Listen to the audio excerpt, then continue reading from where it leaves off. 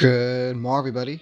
This is Toucan Dragon, and welcome back to Digimon Rearise.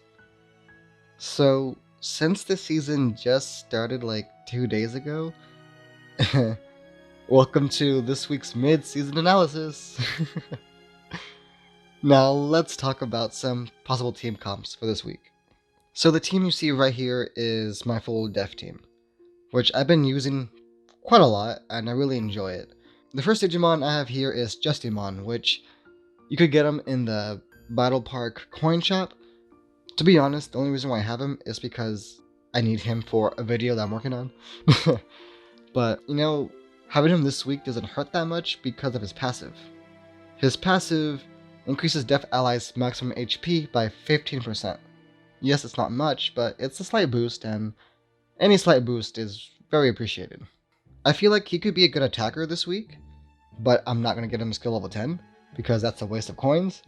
Because after this week, he'll kind of just fade away into darkness.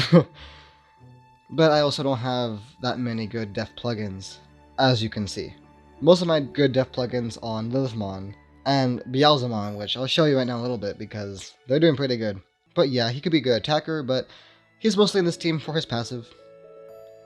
Next, we're going to go to Lilithmon, which is the new MVP of this week, at least in my opinion, because of her main skill, which basically just goes through damage limit, evasion, and shield. She ignores it completely.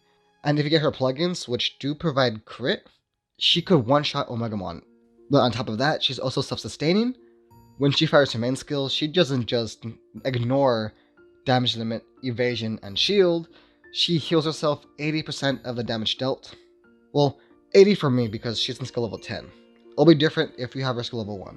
And she also decreases enemies' defense by 20% and increases her own defense by 40%. And to top that off, her sub-skill provides skill lock to 3 enemies. Well, a 40% chance, but still. So Lilithmon this week, she'll be going ham. She'll be making up for those past few weeks of doing nothing. Next, to help her out, because in this team she is my main damage dealer, we have the 2 bunnies, which we got during the first SDQ event. Terriermon here decreases all enemies tech damage resistant by 30%, which is good because Lilithmon does tech damage. So add that together. His skills are okay. If you did the whole SDQ, you probably got him to skill level 10. I wasn't able to do it, so I got him up to skill level 7, but even though I did, he's still pretty good. Especially his main skill, he decreases all enemies crit by 36% for skill level 7. It'll probably be 40% for skill level 10, I believe. It's useful, especially if you're going against an Omegamon. And next we have Lopomon, which is again here because of her passive. Increases tech of all Deft allies by 50%, so Lilithmon's doing even more damage now because of Lopomon. On top of that, her main skill increases crit for all Deft allies by 40%. And again, if you did the event, you got her to skill level 10, like I did, and her plugins. And lastly, we have the next MVP for this week, Deft Beelzemon, which is pretty cool because he's basically a more free Maneuvermon. Because Maneuvermon's free, you could get her in an egg, but it's a chance. You get Beelzemon for free if you do the event, and you could get him up to skill level 7. So his passive is he decreases all enemies' defense by 20%. That's awesome, because you could get him to skill level 7, so you could do even more damage, and on top of that, he has his plugins out in the SDQ challenge, and at least his defensive plugin gives him HP.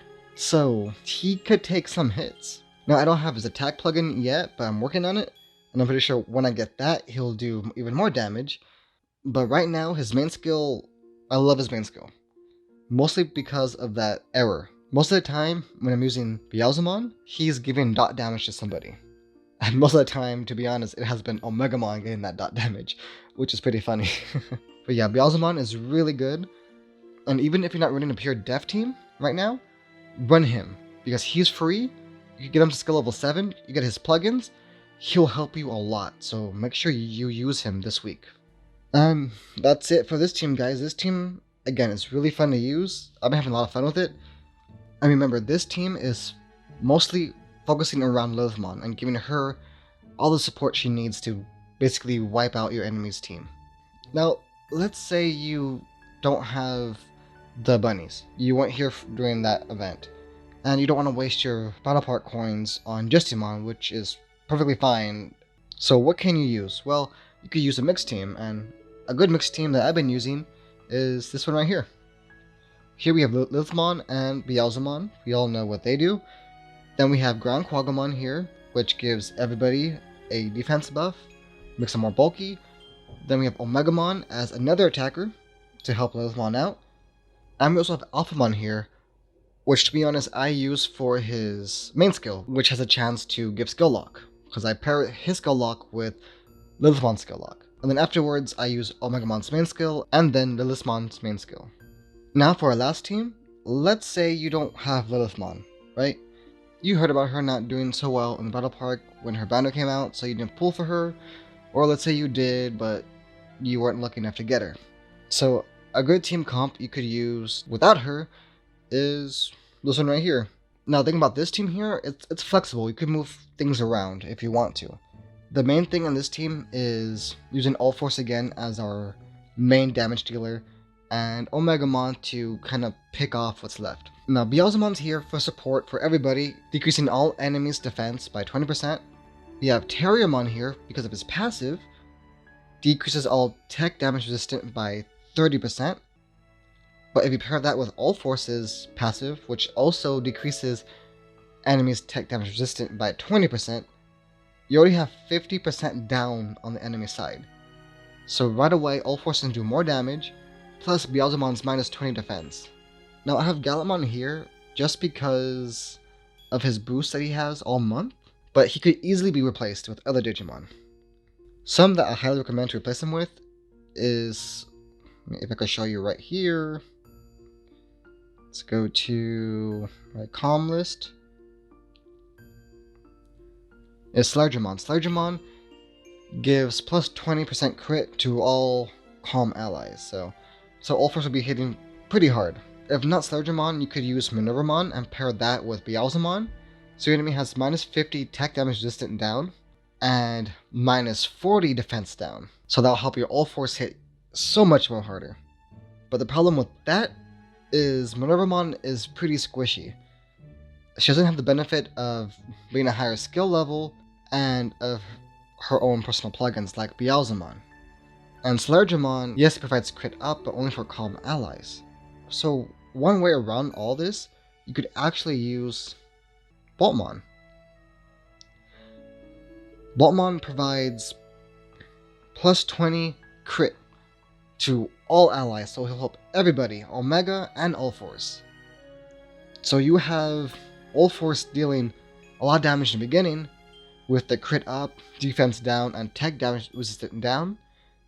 And then you have Omega cleaning up his mess with plus 20 crit from Boltmon.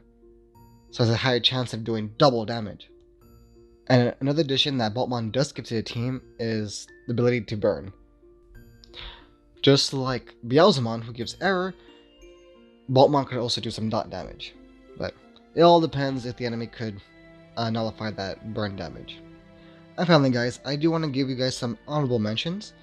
Now, I mostly did not mention these guys earlier in my video because 1, there's better Digimon out right now they could use, and 2, I don't have them.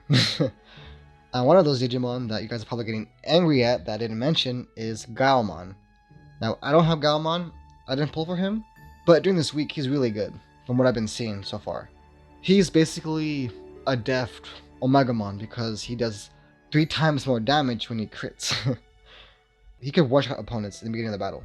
The problem with him that I've been seeing is that he's kind of squishy. Now, I don't know about you guys, but when I go against him, he doesn't take hits that well. I'm able to take him out pretty fast. But that could just be me. That could just be the opponents I've been facing. They probably don't have good plugins on him, but that's just my opinion. I think he's kind of squishy, so maybe pair him with Lilithmon. If he goes down, you should have Lilithmon as an attacker. Or you could just replace Lilithmon and use that Deft team I showed you. and have everyone support him, because he does do tech damage, so there's that. Another one I want to mention is Examon, who could be pretty good this week too. The only problem is people are going to start using more Deft Digimon than Brave. Yes, we'll have that occasional Omegamon out in the field, but we're probably going to see a little bit less of that. At least I've been seeing less of that. So if you're going against Brave Digimon this week with Examon, great, he'll work wonders. If not, you won't be able to use him as full potential because he does increased damage only to Brave Digimon. Again, he could still be good this week, but to me he's more situational. Another Digimon that we have here that I don't have is Black Monogarurumon, which I still think he is no good. The only thing good about Black Monogarurumon is that he can decrease enemy crit by 30%, which helps with pesky Omegamons and even now Lilithmon, because Lilithmon's plugin provides crit, so it can help with that. The next one we have here is Valkyremon, which I think could do pretty good this week, especially with her passive to increase Deft allies crit by 30%. Pair that with Lilithmon and she'll go even more ham. And his main skill too is pretty good. Decreases enemies' power damage resistant by 20%, and he has Alphamon's gimmick where he attacks with a skill. His power goes up by 25%, up to 75% permanent, so he could be good this week. And the last two Digimon that we have here are kind of free-to-play Digimon. We have Piedmon, which he provides blind, which not a lot of Digimon could really negate that. Off the top of my head, I could only think of one, and that's Ophanimon. And even Ophanimon's kind of rare to see right now in the battle park, at least with me. And lastly, we have Noble Pumpkinmon, which most of you probably won't have because he came out during the Halloween event last year, and he was a free Digimon that we all got. His passive is pretty good, but I highly doubt any of us have him in skill level 10. But if you do, he could do pretty good damage and provide allies tech buff and power damage resistant.